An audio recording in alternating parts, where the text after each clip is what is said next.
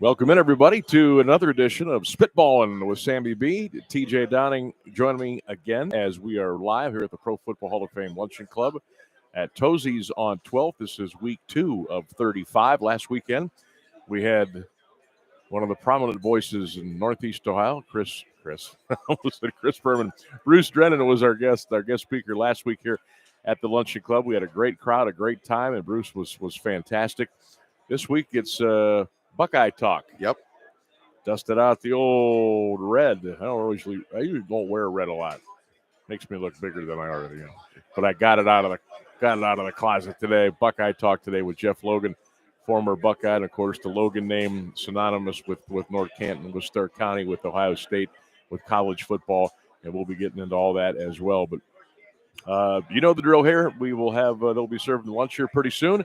And the folks will be headed up to the podium at around noon. They'll start the program, and we'll get things rocking here about 12:10, 12:15 or so. But we'll carry the announcements and all the good stuff that goes on here. I noticed this week, not sure why, maybe it was the weather or whatever, but it's a little busier earlier this week because of talking maybe the Buckeyes. And, of course, a lot of folks got their Ohio State gear on today, but we will get into Ohio State. We'll get into college football. We'll get into the high school scene, which was absolutely wild on Friday night. A handful of games that would have made any Hollywood scriptwriter proud the way that went down Friday night. But ladies and gentlemen, boys and girls, brace yourselves. We must start with the debacle, the embarrassment, the patheticness that was the Cleveland Browns yesterday as they fall to the New York Jets. 31, I don't know what the score was. I don't care what the score was. TJ, how in the hell do you blow a 13-point lead, under 2 minutes to go, at home to Joe Flacco and the New York Jets? How does that happen? And you don't have to keep it clean. How did that happen? It's the magic from Delaware State. I don't know, man. 37 years old, out of the glue factory, threw for 300 and 4 touchdowns. How does that happen? Yeah, even the sadder part of it all is all that kind of went into it, not just what Flacco was able to do staying into it, and then obviously Garrett Wilson, a former Buckeye, scorching us. Right? And Cade York, him not being him being the hero last week, couldn't bang down the extra point. Joe Woods, the defense, the secondary, again, 2 weeks in a row, blown coverage. You're a professional athlete. There is no reason for you to have a guy getting 30 yards behind you, just like it almost cost us in week 1 against Carolina. That's my Baker point. should have probably gotten a victory. Okay, Cade York steps up this week, misses the extra point, another blown coverage. To me, it's pretty sad to think that you're getting paid all that money and you're making pee-wee level mistakes. Pee-wee level. And I kind of put on our Twitter page over at Stark Media, I said, who's at fault for this? Some people feel it's Nick Chubb's fault because if Nick Chubb doesn't score the touchdown, go down, run the clock out, no chance that the Jets can win. I looked at that poll, and I looked at all the choices. Nick Chubb, Kevin Stefanski, the secondary. I forget what the other choice was. Joe Woods. Joe Woods. I'd like to get Joe Woods and Mike Prefer and lock them up in a room for an hour and dump water on them. I think that heads need to roll today. I do. They should. I know it's only week 2, and what do we always say about the Browns? Quit making quick decisions. Don't make a knee-jerk reaction. You can't keep switching coaches. You can't keep firing people. You can't keep making personnel changes. Folks, this is 2 weeks in a row, and it's to 2 bad teams. Carolina stinks. The New York Jets stink. So what does that make the Cleveland Browns? And Myles Garrett, where the hell are you in the fourth quarter? You made 1 stop yesterday. 1. This has been going on since he's been drafted out of Texas A&M. Dude is invisible when we need him the most. When it's 3rd and 4th down and we need to get off the field, he is nowhere to be found. And I'm growing tired of the apologist for Myles Garrett. Oh, he got chipped. Oh, he's getting double-teamed. Guess what? T.J. Watt and Aaron Donald get chipped and double-teamed all damn day. Myles Garrett's making $125 million. $50 million guaranteed over 5 years. Make a play. Make a play. You're not making a play. Why do people constantly have excuses for this guy? You know, for a long time there over last season, it was the COVID thing, saying, oh, he was winded. He was trying to come back from COVID, get his legs back underneath him. And then you had the suspension saying that, you know, his timing was off. There's a lot of different factors that, and as you said, apologists out there that want to say this or that. But at the end of the day, you're making $125, $125 million.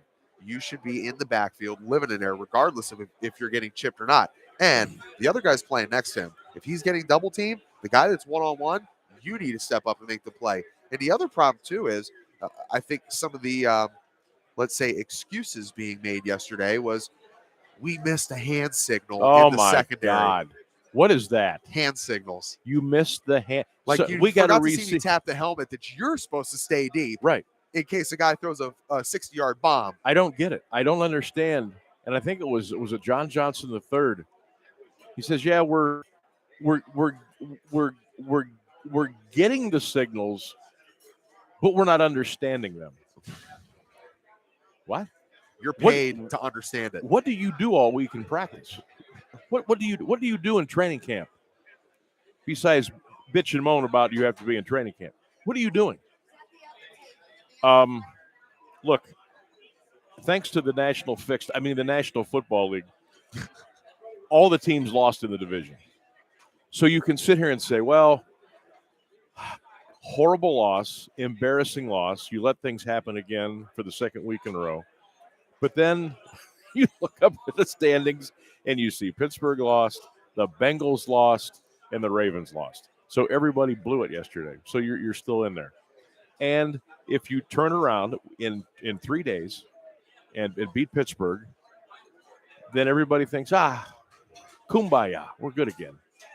See, I don't look at it that way. Yeah. I look at it, I think the older that I get, and I don't know where you stand here, I hate to lose more than I love to win. Okay? And I look at that yesterday as a giant misstep by the Browns. You should be, and maybe it's a fake you should be 2-0. For sure. You should be 2-0. I don't care what happened to the other teams. I'm worried about the Cleveland Browns. You should be 2-0, getting ready for Pittsburgh on a Thursday night. That place should be rocking from noon up until kickoff at the stadium on Thursday night. Pittsburgh's coming in. All right. Don't have to worry about Big Ben anymore. TJ Watt's not going to play. He's out. That's the game you should have. Look, you should start the season 4-0. Let's be honest. With this Mickey Mouse schedule, you should be 4-0. Now you're looking at 1-1. You could fall to Pittsburgh. What happens if you lose and then all of a sudden, now we're in panic mode. You need to get this thing fixed. Yesterday was a giant missed opportunity, and I don't want to hear the excuse. I don't want to hear the excuses. You should be 2-0. Give yourself a chance down the road to be able to handle a slip up or a mishap. Now that against a quality opponent, that window now shrinks by a game. You only get 17 of these. Now that shrinks a little bit because of what you allowed to have happen yesterday. And I guess my next thing here is, and again, we all overreact. But this is Monday. I've had time to sleep on it. We've all had time to watch the highlights and listen to the quotes and read the. I'm getting to the point. I'll give it. What's halfway to 17? 8.5. I'll give you another 6 games. Kevin Stefanski, in my opinion, right now, is an offensive coordinator. He's not a head coach. Not a head coach.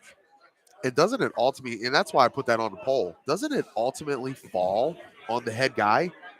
Whoever your defense coordinator is, Joe Woods, who cares? Greg Williams, it doesn't matter. Whoever your head coach is, he's responsible for that group side of the ball. You know, and he's got to be in Joe Woods' ear. They all got headsets on, just like we do. They can all except Mike Prefer. He doesn't wear it. Dude doesn't wear a headset, nor does he have a wad of papers or a clipboard in his hand. What is he doing? Yeah, freelancing. What are you doing out there? Cade, you missed an extra point yesterday. Yep. And even though they're a little bit longer these days, one thing I will say, you looked if you saw where he missed it, where he pushed it right, the pressure was coming very hard off that left edge of the field goal protection unit. You could see it. You could see it. It was almost like a Fernando Valenzuela screwball. It just screwed over to the right. And you knew it's the Browns. You knew that somehow, as ridiculous as it seemed at the time, oh, well, it's 1 point's not going to matter with 1:55 to go. We're up 13. There's no way. And what happened? What was Amari Cooper doing? Trying to. He went into a field position on the onside kick instead of trying to go get it. He curled up and kind of just oozed over to the sidelines. What are you doing there? And one guy, I feel like I'm yelling at you. What are you doing there? And one guy tried to bat at it, correct? He tried to bat at it instead of just field it. Yeah. Just field it. That's what you're taught from day one. Field the ball cleanly and then tuck, okay? Because you know you're going to take contact. That's one of those deals. Get the ball. Just get it, cradle it, and go down. Don't try and swat, and then you miss and this or that. But, boy, that's I joked with a good buddy of mine. He said it's a very Brownsian way to lose a football game. It was so embarrassing. It was so embarrassing because of what happened a week ago. Can you imagine if they'd have blew that game last week and turn around and you blow this one this week? I mean, Cade York may have saved them last weekend, although, kicker, you're only as good as your last kick, and I'm not going to put this on him.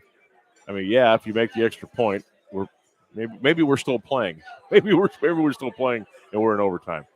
But just an absolute debacle yesterday, from Stefanski to Prefer to Joe Woods to the inability of Myles Garrett to do anything after making the first sack of the day. How about this? I wonder if some point if Myles is just so consumed about breaking the Cleveland Browns all-time sack record that he's forgotten to do anything else. How about this stat? The Browns blew a 13-point lead yesterday, the final 122 to lose 31-30. NFL teams have won the last 2,229 consecutive games when leading by at least 13 points in the final 2 minutes of a football game. The last team to blow such a lead was the Browns in Week 9 of the 2001 season against versus the Bears. Yep, and I saw it. I watched it. I remember it like it was yesterday. Soldier Field. A blocked punt, an onside kick, and a half a Hail Mary. Beat them in Chicago. Unbelievable. I mean, this was a ridiculous loss. I put this up there with the way you lost that game with the Dwayne Rudd pulling his helmet off after making to beat Kansas City. Look, I know it's only week 2, but again, you only play 17. This isn't Major League Baseball where you're going out there for 160. Every one of them's important. Every one is its own event. And I will tell you this, and I wasn't up there yesterday. And at this point, I'm glad I wasn't. But people that were there tell me yesterday that may have been the best atmosphere for a Browns home game since they came back. And think about that. I mean, there hasn't been a lot of reason to have a great atmosphere up there. But the couple of times that they did kind of capture the city, and there's been some great crowds, and people were actually, in their seats way before the game started. Yesterday's crowd, was on time. They were into it. They were that place. I heard it was the most electric it has been since they opened the doors in '99. And you built that up to a crescendo of a 13-point lead with a minute to go. Everybody's on their defense. The place is going crazy, and you let that happen. They booed their asses off the field. Deservedly so. And they did. They booed them as loudly as you can boo when they were coming off the field. Jimmy Donovan agreed with it. Nathan Zagura agreed with it. The Cleveland TV guys agreed with it. And normally they'll, ooh. No, they deserve that. They deserve to be booed off the field. And then who took exception to it? Myles Garrett. Yeah. Joe Woods should have agreed with it. Kevin Stefanski should have agreed with it. They all should have agreed with it. You all should have agreed with it. And for him to say, don't treat us in this manner. Yeah, don't disrespect us. And let's also remember, you talk about some of those atmospheres that we've been able to enjoy over the last couple of years. A lot of that had to do with Baker Mayfield. Yeah. Because before that, Hugh Jackson had us at 0-16. Unacceptable. You deserve to be booed for that effort. 1-15. Unacceptable. Unacceptable. 1-31, baby. But as you said though earlier, you only play so many of these. So the ones that you're supposed to get, you have to get, because you might be in a dogfight in week 10 that's like, okay, I get it. We lost by a few drop points. that one, but you drop it, rightfully so, as a Chiefs game or whatever it may be. Right. But to lose to the Jets like this can't happen. The Jets, Joe Flacco, Robert Saleh, the guy who's going to collect receipts from media members when they make the playoffs because nobody has any faith in the team because they're so bad. Joe Flacco. Oh my God! The only thing that, like, I enjoyed Garrett Wilson doing what he did yesterday. He's a former Buckeye, but I mean, to lose to that outfit. You saw him against Baltimore week 1. And look, I know Baltimore's Baltimore, but the Jets looked so inept, so Jetsy, if you will. And for the Browns to come out and play like that yesterday at home in the home opener, and where you have an opportunity in 3 more days to get your fanny to 3-0. Yep. And then take a little break. Don't take a big break. Take a little break. All right. You got the long weekend. You got the bye week coming up. Chance to get guys healed up a little bit who maybe bumped and bruised a couple of weeks into the season. Now Thursday night, all of a sudden, TJ is, oh my God, we have no room for error. We better win this game. We better win this game now. And you're not going to have Clowney. He walked out of the stadium in a walking boot, so forget him. He's out. I would doubt if you see Jack Conklin. I would doubt it. The kid in his place is done pretty well. Yeah, Hudson's done pretty well. That's not the problem, especially with no T.J. Watt. So you probably won't see Conklin. You're not going to have Clowney. So now Garrett has to figure out how to. And I don't want to beat up on Myles Garrett here too much, but man, when you drafted him out of Texas A&M, he was supposed to be. You paid him like he is supposed to be the second coming. And look, I know Aaron Donald's probably the numero uno guy. And T.J. Watt is numero uno times 2 guy. And there's some other guys out there. J.J. Watt when he was healthy. But I'm having a terrible time with Myles Garrett. Not when the chips are down. He reminds me. Remember Edward Encarnacion? Yep. He would hit home runs when the Indians were up 8-0. But if you put him up there with the bases loaded and 2 outs in the 7th inning, he struck out. Yep. This is what Myles Garrett reminds me of. When the chips are in, he ain't there. Oh, that's not a good feeling, though. It's not a good feeling. I hate to say it. What do you think the crowd looks like on Thursday night?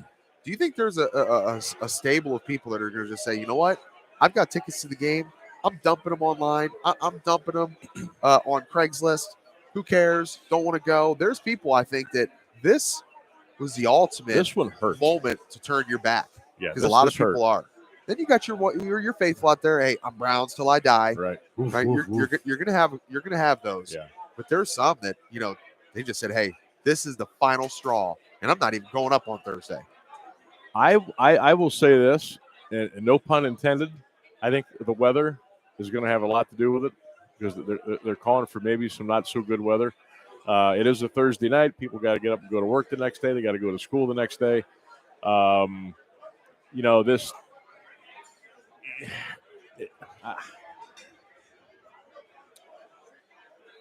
The place will probably still be full because here's the deal. For everybody that said what you just said, somebody will be waiting there and they'll take the tickets and they'll go. Oh, yeah. It's just the way that it is. So it'll probably be full. I don't think there will be as many Steeler fans there because you know how they are. Well, this isn't one of our better years, so we'll just kind of stay away from enemy territory. So you won't have as many as them there with those towels. But it will probably be full. Now, what will the pregame be like? What will it be like when they announce the starters?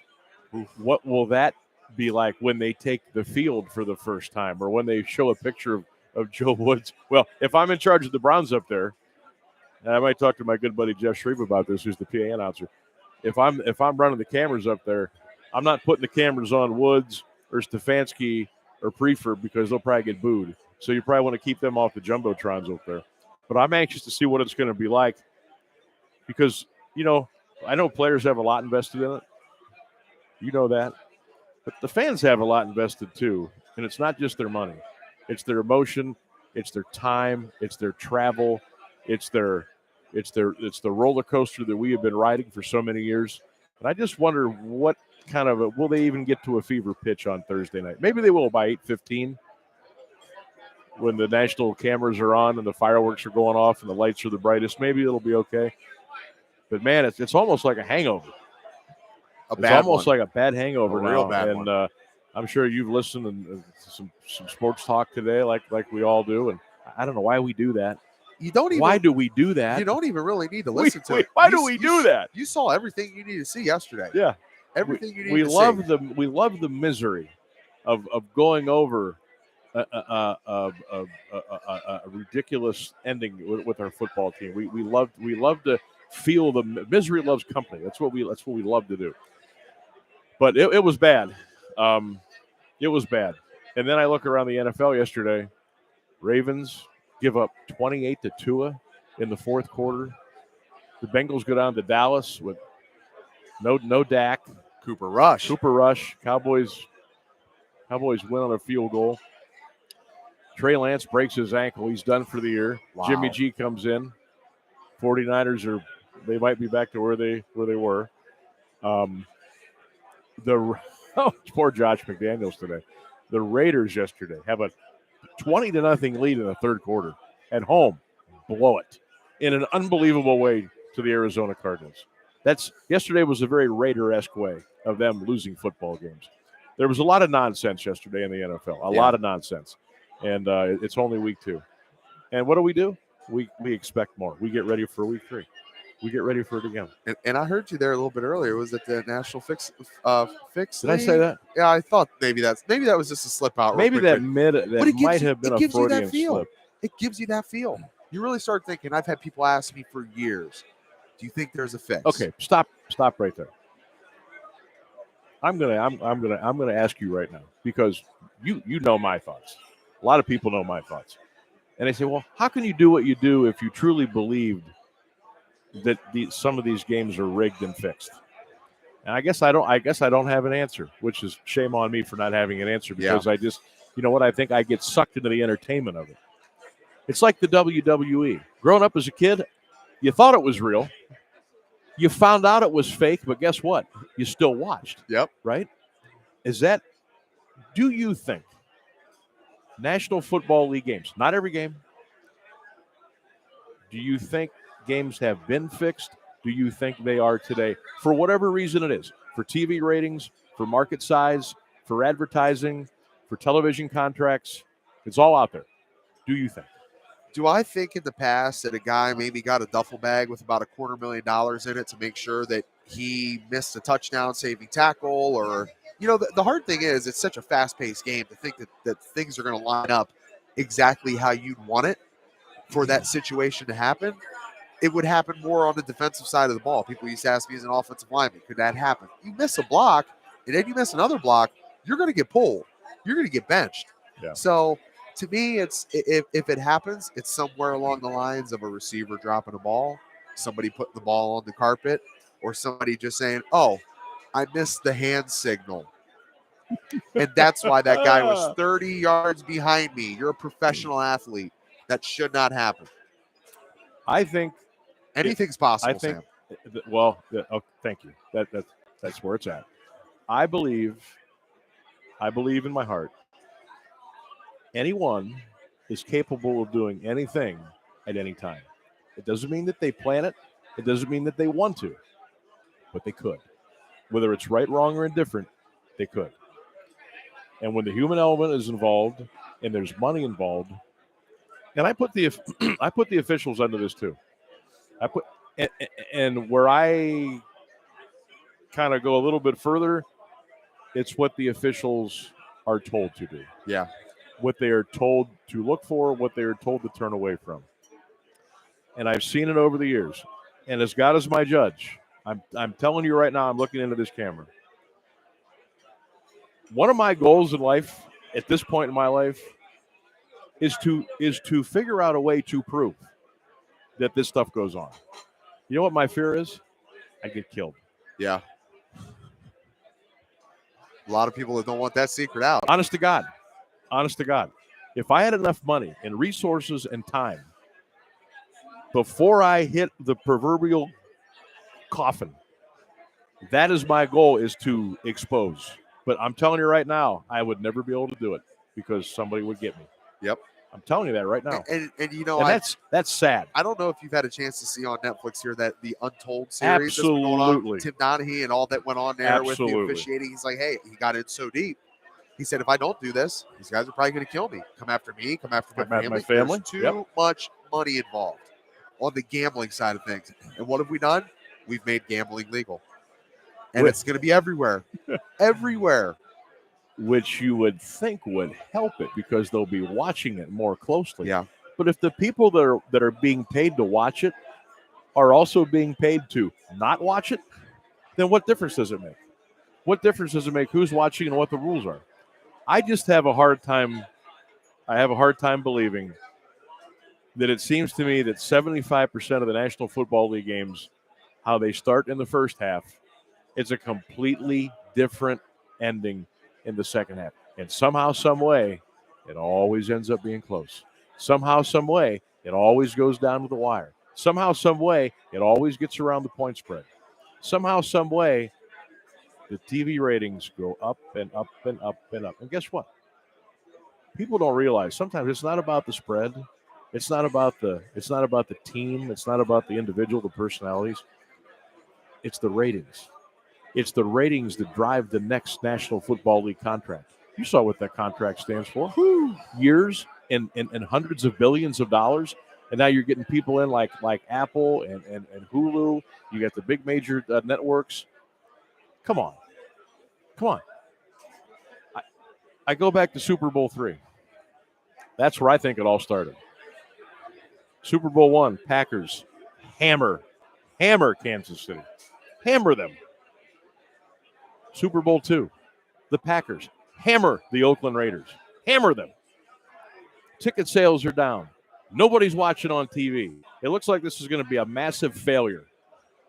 Insert Joe Willie. Insert the guarantee of being a 19-point underdog. And the shock and the, oh, my God, I've got to watch this stuff live now. From poolside, Joe Willie. And the Jets beat the Colts. Beat the Colts. The Colts inexplicably 7 times in the red zone come away with no points. Because of the Jets beating the Colts, that's why we have the NFL now. That's why you had the merger. If you don't have the merger, you don't have what you have. You don't have this cash cow. I think that's where it all started. I'm going to stand by that till the day. That's when it started. And people say, "Oh, Sam, you're out of your mind. You're nuts. You're old. You let things get to you." Folks, it's right there. Stark Media exclusive, man. We're on to some JFK stuff here. I mean, if you go back and you look, I mean, I have an old VCR tape of Irving Fryer dropping a touchdown pass in the end zone in a bowl game with Nebraska, where it later came out that he took. Now that was college, and he was on the take. Okay, I watched some of these decisions by coaches. Wow. Whether a game goes over or under a total. I watched some of these decisions by the National Football League themselves of how things happen, how cities get Super Bowls, how when it's the last-ditch effort, somehow, some way, a team will come out of the buried rubble, and they'll win some games, and they'll push a stadium levy through, and they'll get a brand-new stadium, and then they get a Super Bowl.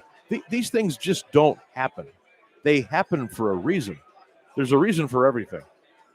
Follow the dots, connect the money. Follow that money. And it's insane to me. The Rams leave St. Louis. They sign this big contract. They go out to Los Angeles. I'll be damned. Who's in the Super Bowl? Oh, in their home stadium? Brand new stadium. LA Chargers, who have absolutely no fan base whatsoever. They have no fan base whatsoever. And that's what happens. Now the Chargers are good. The Chicago Bears are going to get a new stadium. Oh, by the way, they're going to put a roof on that. They're going to get a Super Bowl. Teams that need to be good to make things happen for the betterment of the league, it happens. And we don't have hours to go into this stuff. And some people may say, You can talk about it for days. Yeah. What are you smoking today? It's out there, which is a horrible conflict for me because this is my life. This is what I've been doing since I was 19 years old, and thank God I've got college and high school to fall back on because the pros really it bothers me. The script has been figured out. The script has been figured out, and I don't know how we're going to move going forward. I once ran a poll on a show that I did when I was up at the Akron station, and it was about if your team won a championship and you found out 10 or 15 or 20 years later, you found out that it was fixed, that it was rigged, how would you feel? You'd be heartbroken. Almost 70%. I wouldn't care. We got our title. That scared me to death. Jeez. That scared me. That's true. That scared me to death. You know, I was in one of those football games where a lot of people had a lot of things to say when we beat the Miami Hurricanes in a national title. You know, this flag came flying in so late, you know, and they said there was no interference. I believe the ball was going to Gamble. Yep, right corner of the end zone. And they said there's no way it was interference, that it was a makeup call. They had already shot off the confetti. Miami hits the field. They think they won. They were hugging and they reel it back in because that flag came in. You can count the time. You can count the seconds after it came out. Now, I will tell you this, without a shadow of a doubt. Did we deserve a makeup call? You damn right. Because there was a ton of missed calls throughout that football game. I saw Dustin Fox with his jersey being ripped off of his body by Roscoe Parrish. And there was no flag that got called. Yeah, there was at least 3 I counted. Yep. There was 3 that I counted. But the one that I start to think about the most, and when I start to really go, oh man, do I really want to have this conversation with myself? Do I want to have this conversation with people out there? 2016 NBA championship. Yep. Cavs Golden State. If you ever get a chance, and it's out there, the game in full is out there. But go back and watch the last 3 minutes of the game, and watch Steph Curry. Nobody's ever come back from a 3-1 deficit, right? That was the first. And watch Steph Curry and watch his shots. Watch a couple of the passes with under a minute to go by the sideline.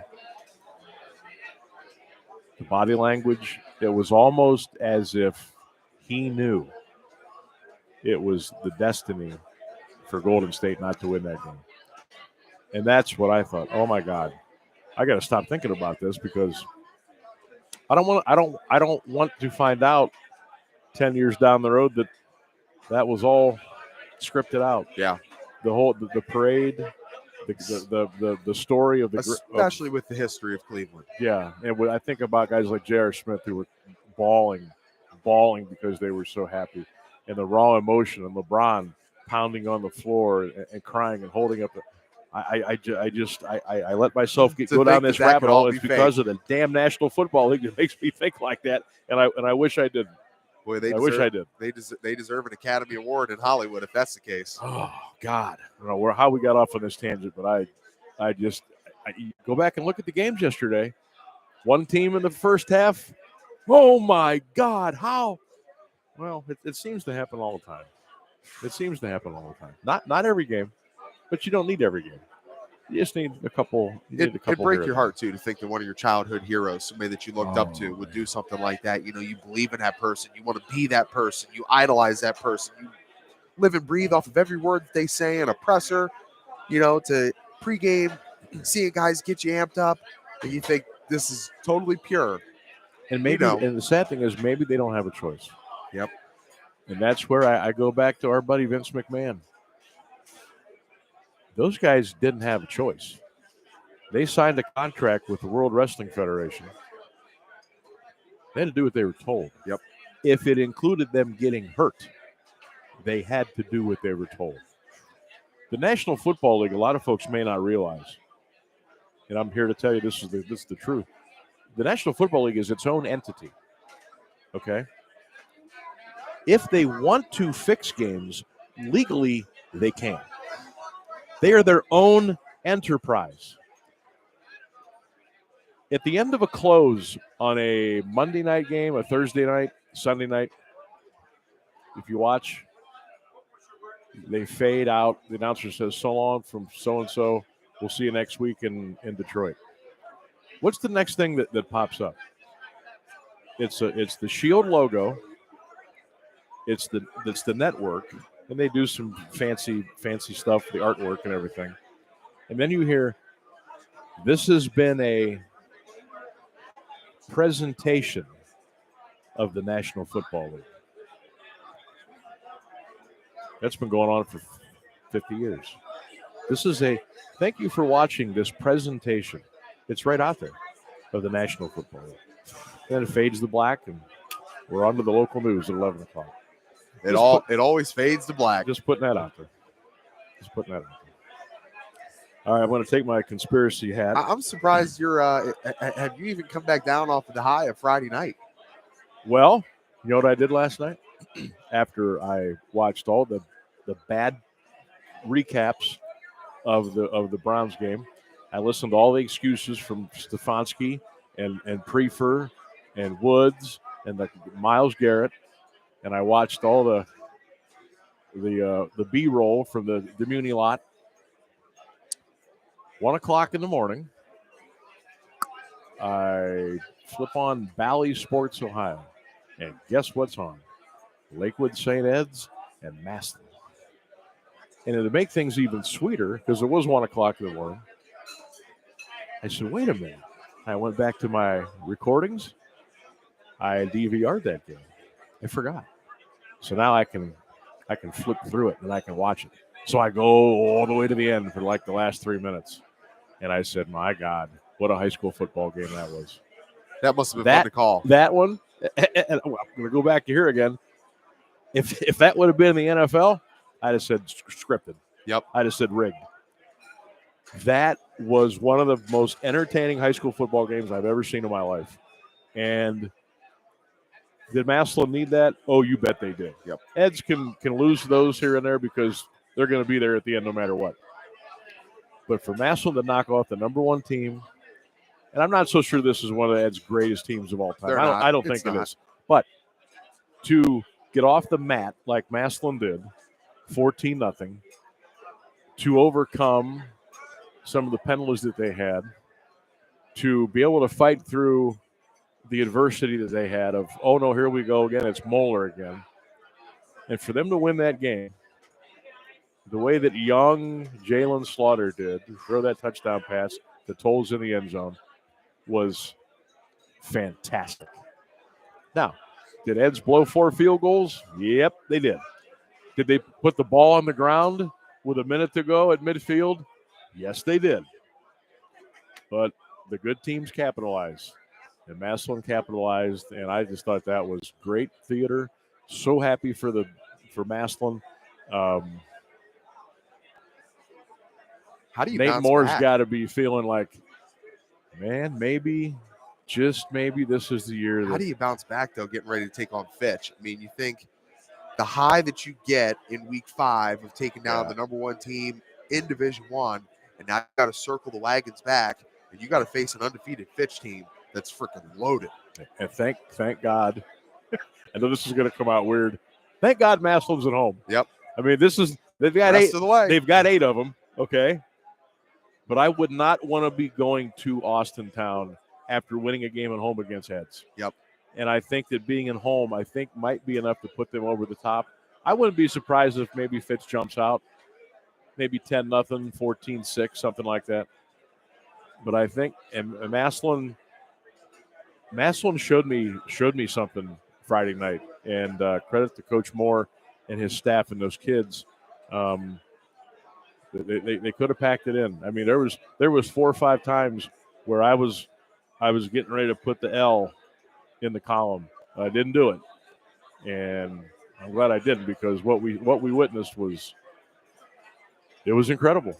It was wild. I think the other thing too, ironically, it was almost the same scenario in which Maslin ended their season last year against Green. You fumble the ball with under a minute to go, I believe. Green gets it. Yes, exact drives same down, scenario. Yes. Throws Trevor Van Horn. Throws one to the back of the end zone to Trey Martin. Yep. Game over.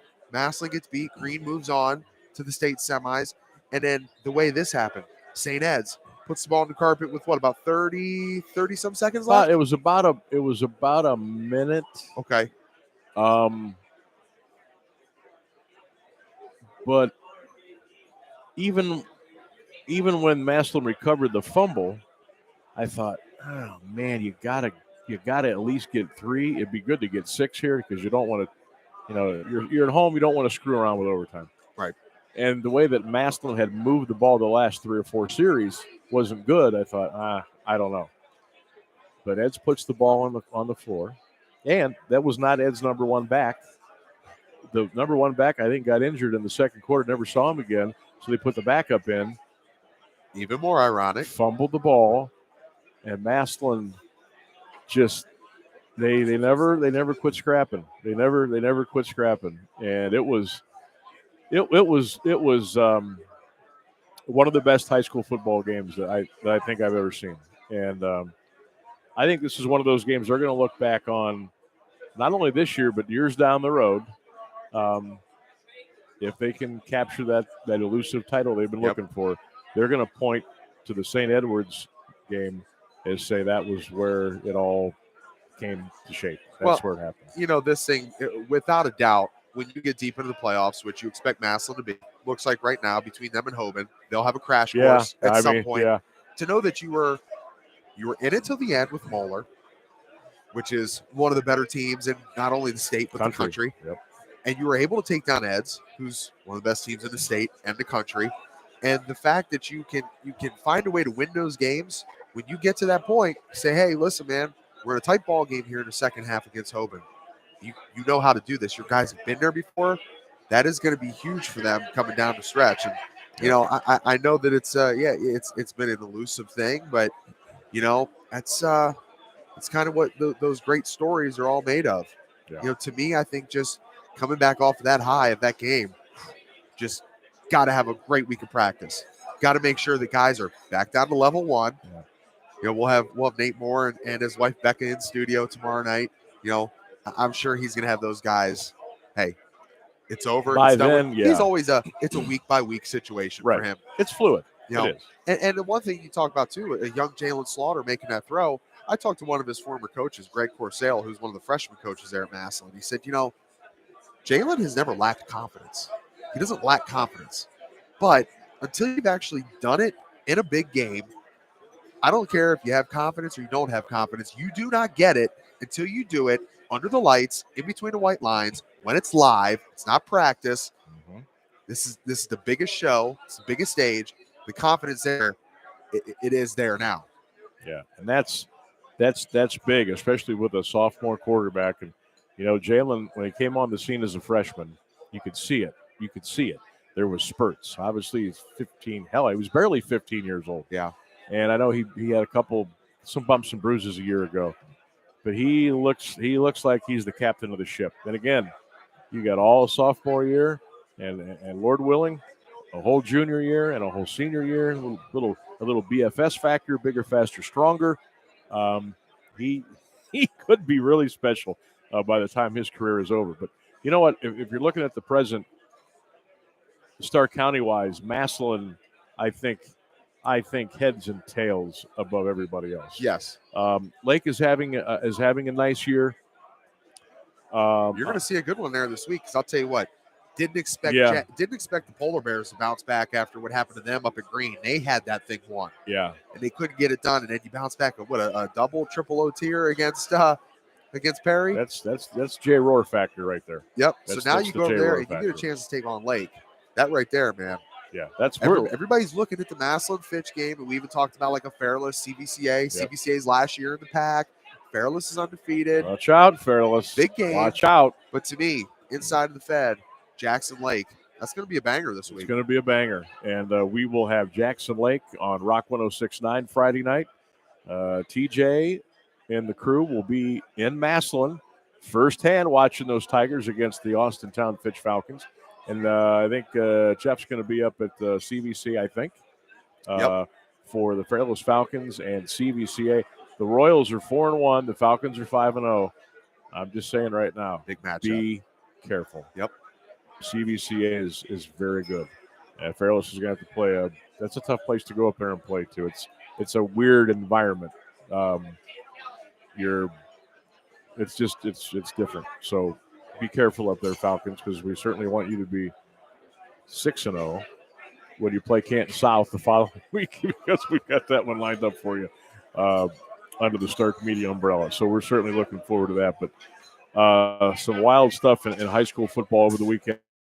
But Massillon, I think, and tails above everybody else. Lake, I don't want to say I'm still out on them, but I look at the schedule. Yeah. And, Louisville's struggling. Maple is struggling. East is struggling. Now, they'll win games in the Akron City series. I got to keep seeing. Yeah. I got to keep seeing and Glen Oak almost got him. I got to keep seeing to believe. And maybe this Friday will be one of those situations where I come away saying, okay, Lake is my locked in number 2. We'll see. I got a chance to see Alliance take on your Central Catholic Crusaders. And the one thing that I looked at Jim Ballard and said at the end of that game, I think if Lake and Alliance lined up right now, week 5, it's a completely different game than what it was week 1. Because Alliance, they're putting it together. They're coming. Alliance is coming along. I may have underestimated the Aviators a little bit. They're coming along. And I'd forgotten about Lake and Alliance week 1. Yep. It seems like it was 2 years ago. 41-14, and it was a close game at half. But then in the second half, it was Will Butler for Lake. He kind of put his foot down and really kind of said, hey, listen, man, I'm down here from Mogador.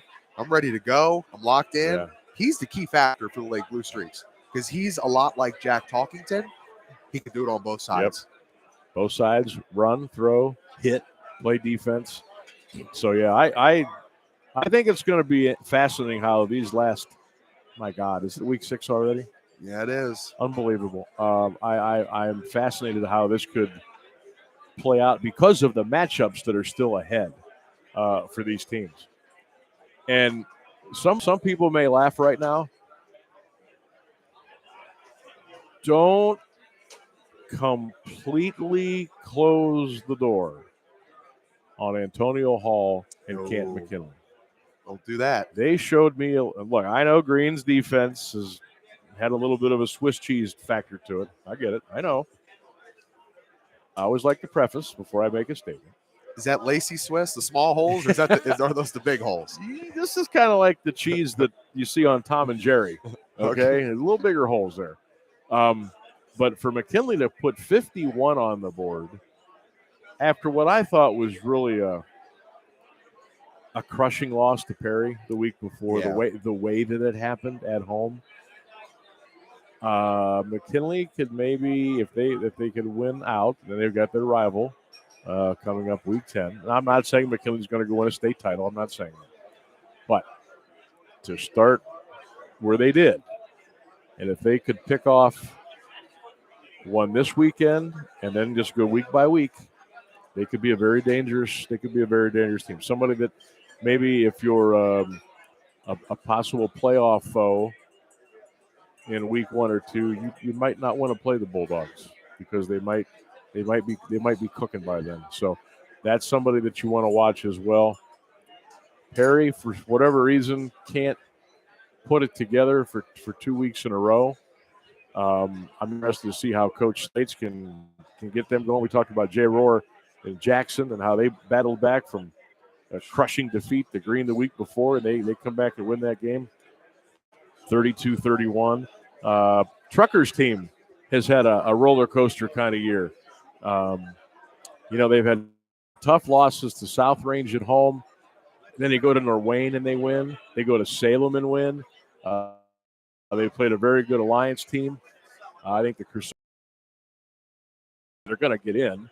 But obviously, I got some stuff on defense they probably want to clean up a little bit.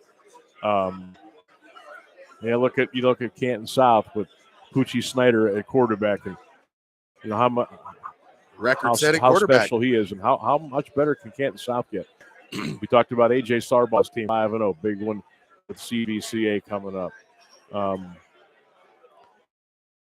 In your school, I don't see it in the column, the one-loss column, but if you look real close, and I would tell Scott this, I see things. I see things getting better. Yeah. It just hasn't been 100%. Takes time right now. It takes time. They'll get it figured out. When you can just figure out a way to keep kids from leaving your district. Stop leaving because they left because they didn't like what was going on there. When you can keep those kids on campus, you have a better fighting chance. And I think Scott will do that. Yeah.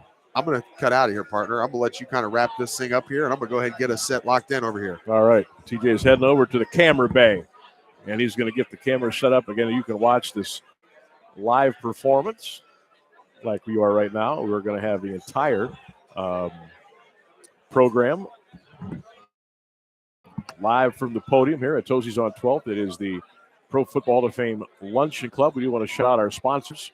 We really appreciate our good friends at Kishman's Fresh Market, Simon Says Promotions, McNeil and Sons Tree Service, of course, C.H. Vallis and Associates, Leathernecks Nation MC, the Spirit of Stark, Quarry Golf and Event Center, and finally here, Ohio.com. If you do get a chance to go out and patronize those folks, we certainly would appreciate it. Again, finally here, Ohio.com. Shout out to Chris and the crew. Quarry Golf and Event Center, some of the greatest views in all of the state of Ohio as far as golf is concerned. The Spirit of Stark, Leathernecks Nation MC, McNeil and Sons Tree Service, Simon Says Promotions, the Kishman's Fresh Market, and of course C.H. Vallis and Associates. So we're getting close to showtime here. Again, Jeff Logan, our featured speaker today at the Pro Football Hall of Fame Luncheon Club. You want to pop on here?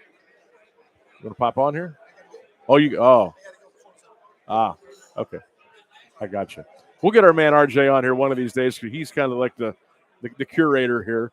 Does a lot of great things with the Pro Football Hall of Fame Luncheon Club, and obviously can I call you a webmaster? Okay. Okay, next week will work. He takes care of all the stuff on social media, the Pro Football Hall of Fame Luncheon Club Facebook page, and all those great things. And again, we would love to see you out here. Memberships are still available. All you have to do is just come on over to Tozzis and get yourself a membership, or maybe contact somebody who is a member of the Pro Football membership, and you come on out. We got 34 big weeks coming up after this week. You get some great speakers, including Bob Huggins down the road, and Nate Moore and Antonio Hall will be here. The McKinley Maslin week. I believe Austin Carr is going to be down to talk some Cavs. So we got some great speakers coming up here, and would love to see you. So be sure to get your membership to the Pro Football Hall of Fame Luncheon Club and bring some friends and come on out for some great camaraderie, some fellowships, some great lunches, and obviously some great speakers. And that's why we're here. If you can't make it, and we certainly hope that you can, we would love to see you in person. But if you can't make it, we will be here every step of the way, every speaker, every Monday, except the Monday after Christmas. There won't be a meeting that Monday. But we will be here every step of the way with live coverage on the Stark Media YouTube channel and the Pro Football Hall of Fame Luncheon Club Facebook page as well. So we certainly want you to be able to take a part in that as well. So we're going to be going to the podium here in just a little bit. Again, Jeff Logan is the guest speaker today, talking a lot of Buckeyes. Of course, Ohio State they were really good Saturday night. Not much pushback from Toledo. The Buckeyes win that one by the score of 77-21. They are 3-0 on the season, and they'll get ready for some bigger battles coming up here down the stretch. But so far, the Buckeyes have knocked off Toledo, they have knocked off Arkansas State, and they have knocked off Notre Dame. And by the way, does anybody think that Ohio State Notre Dame game, ooh, the Irish have been struggling. They've been struggling. All right, let's go to the podium. Today's presentation of the Pro Football Hall of Fame Luncheon Club on the Stark Media YouTube channel is coming up right now.